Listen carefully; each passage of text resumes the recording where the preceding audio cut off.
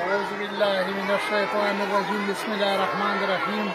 دا جامع مسجد پیروخیل شوګنخیل حاجي زراجان جامع مسجد دی. دې کې 15 وخته جامع باندې منظم شي، جمعې مونځ او اختر منظم شي او څومره طلبه کې د قرآن او د حدیث علوم زده کوي.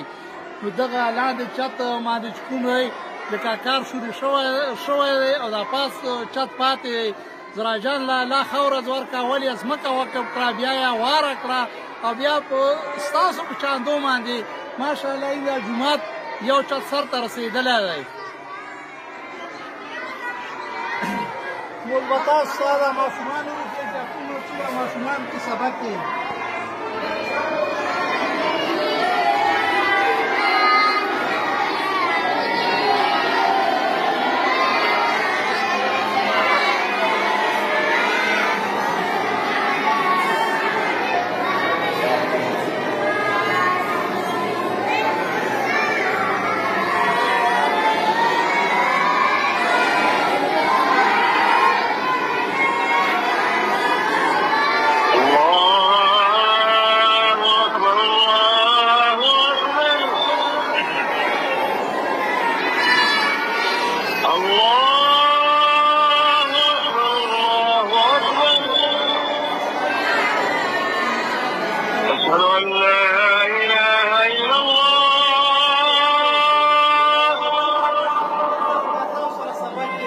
أشهد أن لا إله إلا الله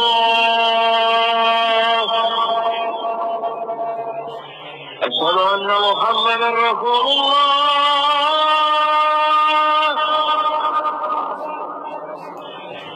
أشهد أن محمدا رسول الله حي على الصلاة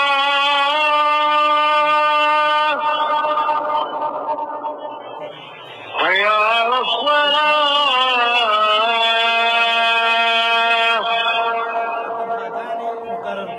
حي على الفلاح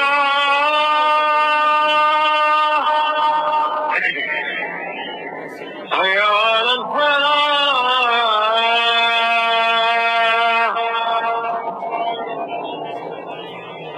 الله أكبر الله أكبر لا إله إلا الله.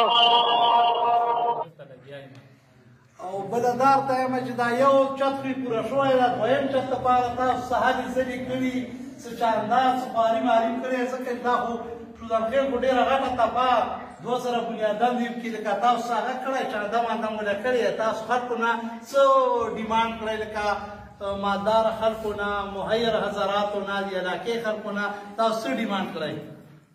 موږ ورسره چې دلته د عبارت تاسو یې دا موږ چې چاندو باندې جوړ کړی دی، څه لږ 10 20 روپۍ 1000 روپۍ 200 روپۍ دا د کلي خلکو چې ډېره مرسته او مدد یې موږ سره کړی دی چې دغه یو چت تیار شوی دی. خو دلته موږ سره زیات تکلیف وی، دینه زیات ماشومان نور وي، ځکه چې دا ماشومانو ته هم تکلیف وی. یو خو دا شور تاسو خپله ولیدل، شور ډېر زیات دی.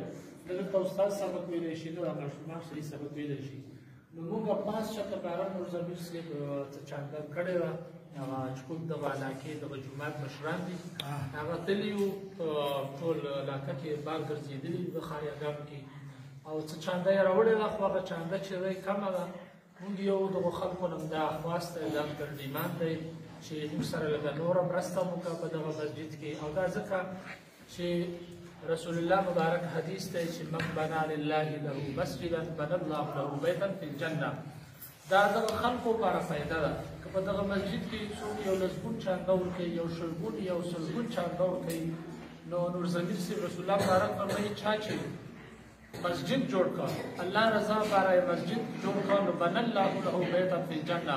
رسول الله مبارک فرمایي رسول الله مبارک خبرې چې دی حدیث دی او صدیقین خبرې دی، ښایسته خبرې دي، ګوت خبرې دي.